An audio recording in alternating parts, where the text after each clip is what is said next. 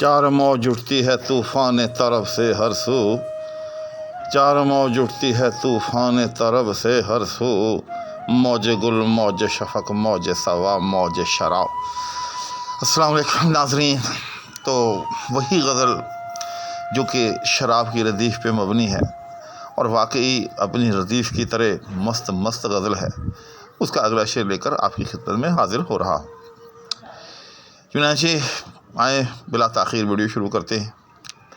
ایک التماس ہے، اگر کوئی صاحب میرے چینل پر نئے ہیں اور اب تک چینل کو سبسکرائب بھی نہ کیا ہو تو وہ پلیز چینل کو سبسکرائب بھی کر دیں، ساتھ میں موجود بیل آئیکن کو بھی پریس کر دیں، شکریہ۔ تو آئیں سب سے پہلے اس میں موجود مشکل الفاظ کا ایک جائزہ لیتے ہیں۔ چار موج اٹھتی ہے۔ چار موج ویسے گرداب کو بھی کہتے ہیں، بھنور کو بھی کہتے ہیں، اور اصل میں ہوتا یہ ہے کہ وہ جو بھنور ہوتا ہے تو اس میں آپ دیکھیں کہ جس طرف سے بھی اس کو دیکھیں تو آپ کو موجیں اٹھتی ہوئی نظر آئیں گی، تو وہیں سے یہ چار موج، یعنی کہ چہار موج کہیں بلکہ اس کو، یعنی چاروں طرف سے جو ہے وہ موجیں ہی موجیں جہاں دکھائی دے رہی، یعنی طوفان وفا کیا ہوا۔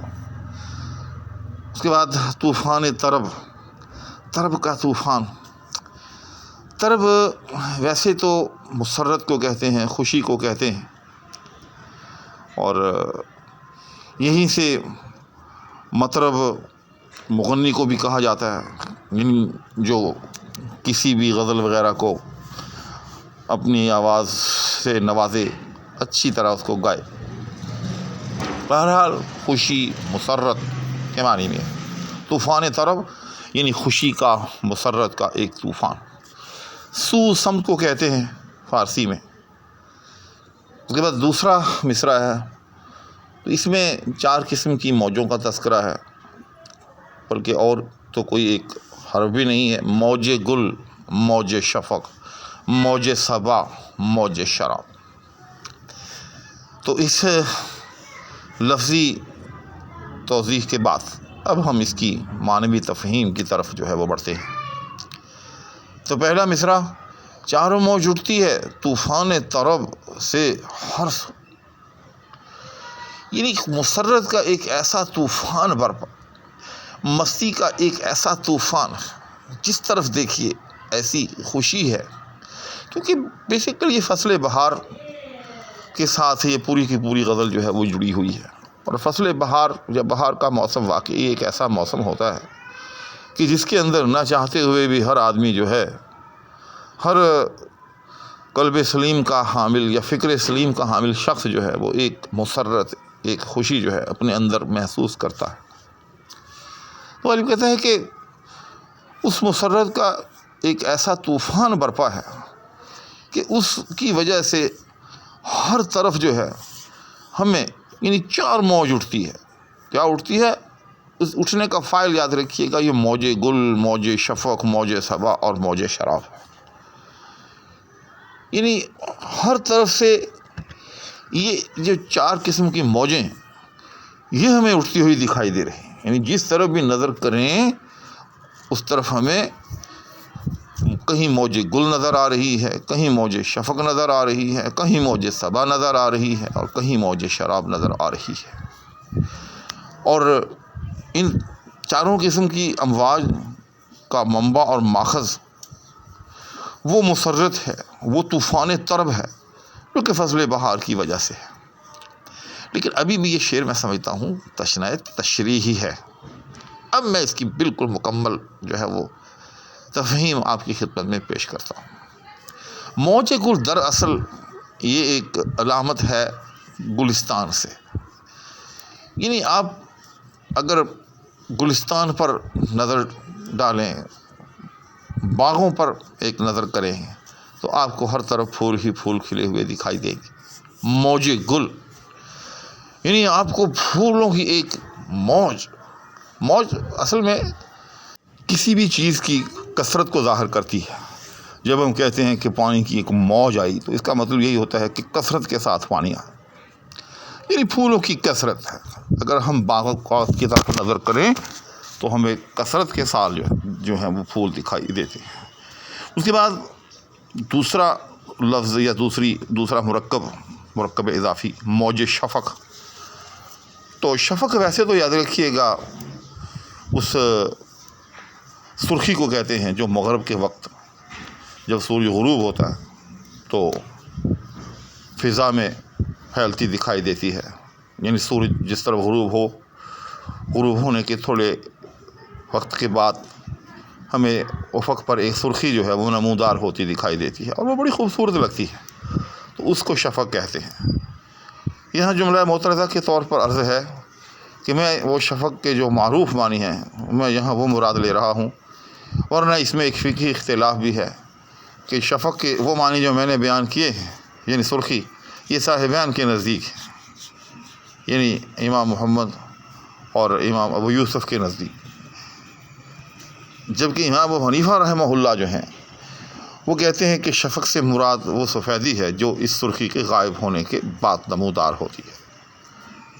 عام طور پر ایسے ہی ہوتا ہے، جب سورج غروب ہوتا ہے اس کے بعد ایک سرخی نظر آتی ہے، ایک نمودار ہوتی ہے سرخی، پھر اس کے بعد ایک سفیدی جو ہے وہ نمودار ہو جاتی ہے، اور وہ سفیدی جو ہے عشاء کی اذان تک رہتی ہے. امام ابو حنیفہ رحمۃ اللہ علیہ کے نزدیک شفق سے مراد وہ سفیدی ہے، جبکہ صاحبین کہتے ہیں کہ شفق سے مراد وہ سرخی ہے جو سورج غروب ہونے کے بعد متصلاً جو ہے وہ ظاہر ہوتی ہے. تو یہاں مراد وہی ہے. تو میں سمجھتا ہوں کہ یہاں بھی اصل میں غالب کی مراد جو ہے وہ کوئی مغرب کا وقت نہیں ہے، بلکہ شفق ایک رنگ کے طور پر غالب نے یہاں لیا ہے، ایک استعارہ کے طور پر لیا ہے کہ موج شفق یعنی رنگ کا ایک جو ہے وہ طوفان، کیونکہ فصل بہار میں یہ رنگ جو ہوتا ہے آپ کو صرف گلستان تک محدود دکھائی نہیں دیتا، بلکہ آپ اگر عام درختوں پہ بھی نظر کریں تو ان میں بھی مختلف قسم کے رنگ جو ہیں وہ نمودار ہوتے نظر آ رہے ہوتے ہیں. وہ درخت کہ جن پر پھول ہوتے ہیں وہ بھی بہت پیارے لگ رہے ہوتے ہیں، بڑی رنگ آمیزی جو ہے وہاں بھی دکھائی دے رہی ہوتی ہے. اس کے علاوہ سبز رنگت جو ہے یہ از خود جو ہے بڑے بھرپور طریقے کے ساتھ جو ہے وہ ہمیں نظر آ رہی ہوتی ہے. الغرض جدھر بھی دیکھیے رنگ ہی رنگ ہیں. اس کے بعد موج صبا یعنی صبح کی موج. تو صبح کے وقت جو ہے آپ کو پتہ ہی ہے کہ بطور خاص ایک تازگی اور ایک نزہت ہوتی ہے. تو غالب کہتا ہے کہ اس فصل بہار کی وجہ سے وہ جو ایک طوفان طرب ہے، وہ جو ایک مسرت کی لہر ہے، بلکہ اس کا ایک طوفان ہے، اس کے نتیجے میں جو صبح جو ہے وہ بھی ایک موج کی صورت کے اندر جو ہے وہ مسرت سے سرشار ہے. اور آپ اگر صبح کے وقت کسی باغ میں جائیں یا ویسے گھر سے نکلیں یا ویسے میں سمجھتا ہوں کہ اپنے مکان کی چھت پہ ہی کیوں نہ چلے جائیں تو آپ کو ایک خاص قسم کی فرحت کا احساس ہوگا. اس کے بعد پھر اس غزل کی ردیف آ گئی موج شراب، شراب کی موج.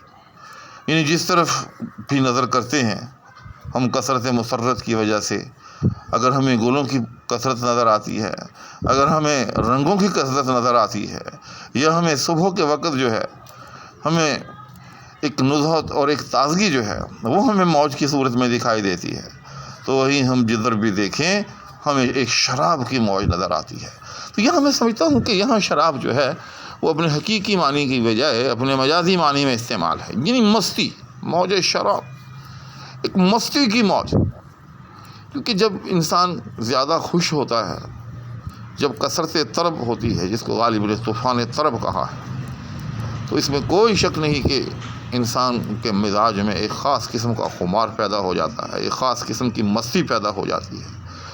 اور اس مستی کے نتیجے میں انسان جو ہے آج کل کے الفاظ میں انجوائے کرنا چاہتا ہے، کسی پرفضا مقام پر جو ہے وہ جانا چاہتا ہے. حتیٰ کہ اگر شاعر ہے تو وہ کچھ لکھنا چاہتا ہے، عاشق ہے تو اپنے محبوب کے پاس بیٹھنا چاہتا ہے، اس کی زلفوں کے سائے میں کچھ وقت بتانا چاہتا ہے. حتیٰ کہ اگر کوئی زوجین ہے تو یقین جانیے کہ ایسے میں وہ بھی جو ہے یوں سمجھیں کہ کچھ قربت اختیار کرنے کے قریب ہو جاتے ہیں اور چاہتے ہیں کہ ان لمحات کو جو ہے وہ رنگین بنا لیا جائے۔ تو غالب نے بڑے خوبصورت انداز میں فصل بہار کے ساتھ مستی کو، اور مستی جو غالب نے کشید کی ہے اپنی ردیف موج شراب سے، اس کے ساتھ اس سارے ماحول کو بڑے ہی پیارے انداز میں رنگوں میں رنگ دیا۔ تو ناظرین، امید ہے کہ آپ کو خاکسار کی یہ ہلکی پھلکی تشریح جو پسند آئی ہوگی۔ اسی کے ساتھ اب دعاؤں کی درخواست کے ہمراہ آپ سے اجازت چاہوں گا۔ اللہ حافظ۔